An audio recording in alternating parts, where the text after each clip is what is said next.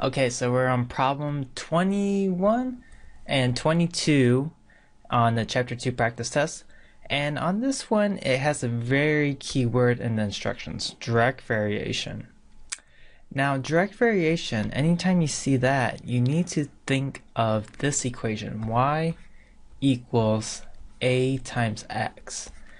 That is what the equation of direct variation looks like. Why? Because this a value is called the constant of variation.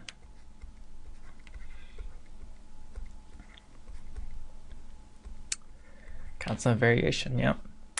Okay, which is right there. So they want us to find the constant of variation for each one of these problems. And then after we find the constant of variation, find the value of y when x equals negative 0.5. So it's a two-step problem.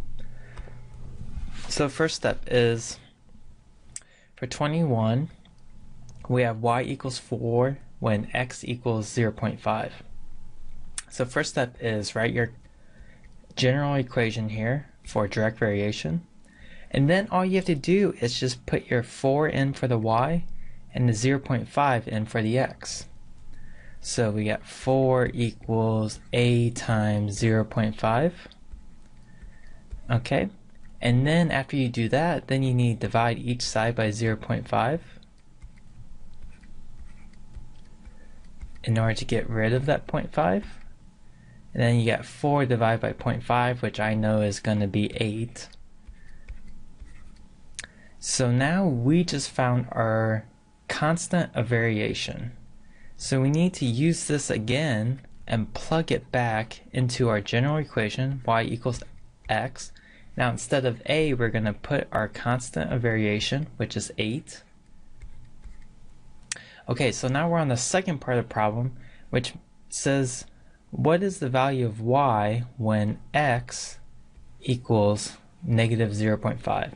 So we need to take this negative 0.5, put it in for our x, so we have y equals 8 times negative 0.5. And I just know off the top of my head that is, I'm sorry, I put 0.4. 0.5, and 8 times negative 0.5 equals a negative 4.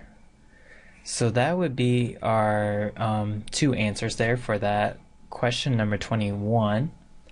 And then you just do the exact same process for 22. So you could pause the video and try it out yourself. And I'm going to do it right now.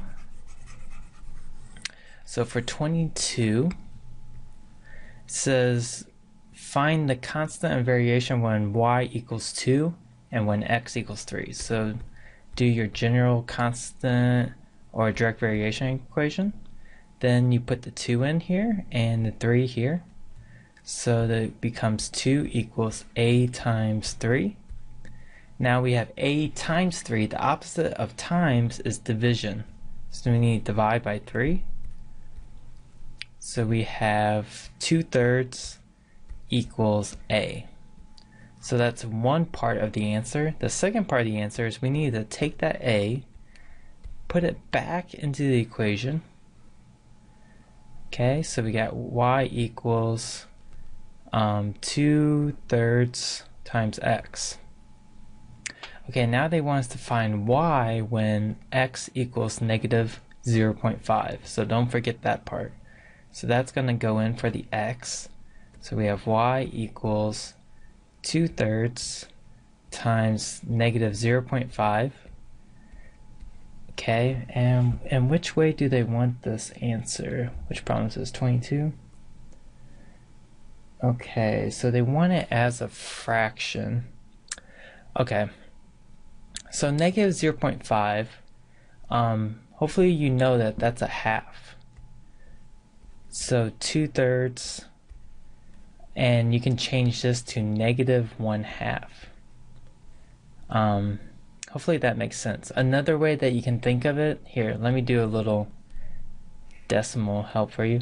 So this 5 is in what's called the tenth spot, right? You got tenths, hundredths, thousandths, you know, the numbers after the decimals.